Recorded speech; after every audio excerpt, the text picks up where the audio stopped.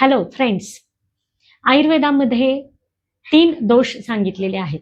वात, पित्त आणि कफ. दोष म्हणजे मराठी बोली भाषेमध्ये कोणता तरी वाईट गुण असा अर्थ घेतला जातो. पण आयुर्वेदामध्ये मात्र हे दोष म्हणजे शरीराची कार्यकारी तत्व आहेत.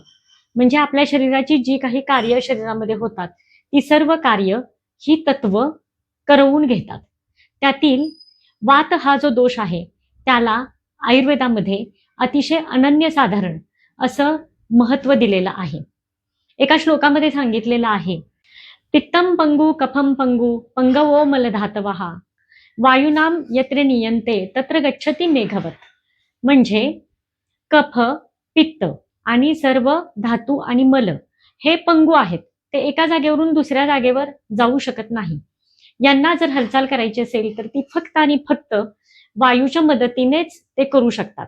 म्हणजे आपल्या शरीरामधील जी पण काही हालचाल आहे, मग ते आपल्या डोळ्यांची हालचाल असू दे, सांध्यांची हालचाल असू दे, रक्ताभिसरण असू देत किंवा उत्सर्जन करण्याच्या द्रव्यांची एका ठिकाणावरून दुसऱ्या ठिकाणी जाणं असू देत किंवा हार्मोनचं एका ठिकाणावरून दुसऱ्या ठिकाणी जाणं असू देत, या सर्व क्रिया जर शरीरामध्ये कोण करत असेल तर ते वातदोष करत असतो.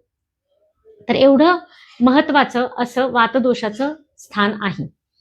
आता वातदोष वाढतो शरीरामध्ये आणि त्याच्यामुळे कोणते त्रास होतात, तर अंग जड होणं, डोकं जड होणं, शरीरामध्ये कुठेही जी वेदना होते ती वातदोषाच्या वृद्धीमुळे होते.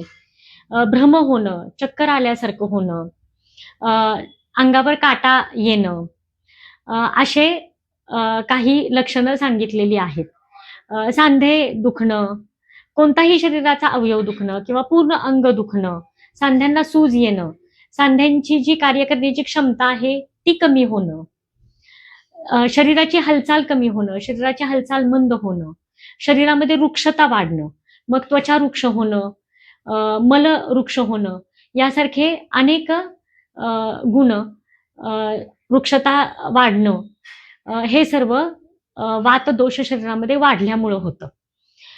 आता कसं आहे, उन्हाळ्यामध्ये शरीरामध्ये पण वृक्षता वाढलेली असते आणि वातावरणामध्ये पण वृक्षता वाढलेली असते. त्यामुळं उन्हाळ्यामध्येच वातदोष वाढायला सुरू झालेला असतो आणि वातदोष शीतगुणामुळं सुद्धा वाढतो. तर वर्षा ऋतूमध्ये जेव्हा पाऊस पडायला लागतो, तेव्हा ते गरम झालेलं वातावरण अचानक थंड होतं आणि त्या थंड गुणाचा त्या वृक्ष गुणाशी संगम होऊन आपल्या शरीरातला जो वातदोष आहे तो आणखीन जास्त वाढतो आणि तो जर प्रकोपित झाला तर तो वेगळे वेगळे आजार तयार करण्यासाठी कारण होतो. म्हणून आयुर्वेदामध्ये या वाढलेल्या वर्षा ऋतूच्या काळातच, जेव्हा वात वाढलेला आहे त्या काळातच त्याच्यावरची जी महत्वाची चिकित्सा आहे, बस्ती चिकित्सा, ती करून तो वाढलेला वातदोष परत एकदा शरीरामध्ये संतुलित करायला सांगितलेला आहे.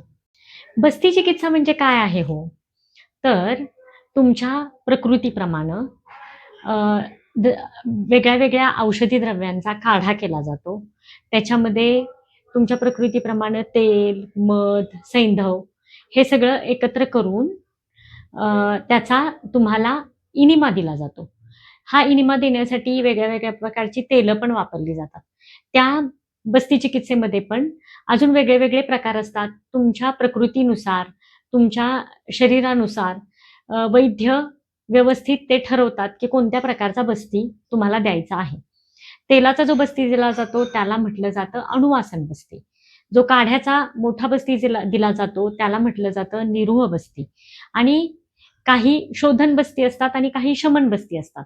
काही बस्ती अल्प मात्रेमध्ये दिले जातात आणि ते शरीरामध्ये शोषले गेले पाहिजेत अशी ही अपेक्षा असते. तर असे वेगळ्या वेगळ्या प्रकारचे बस्ती असतात.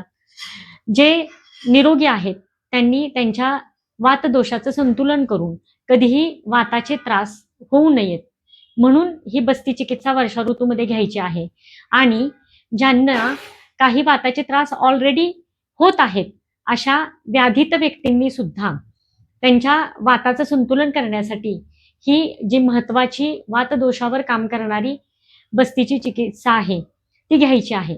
इव्हन कफ आणि पित्तदोषाचे त्रास होणाऱ्या व्यक्तींनी सुद्धा जर ही बस्ती चिकित्सा घेतली तर बस्ती चिकित्सेद्वारे त्यांचं कफ आणि पित्त याचं सुद्धा संतुलन करता येतं.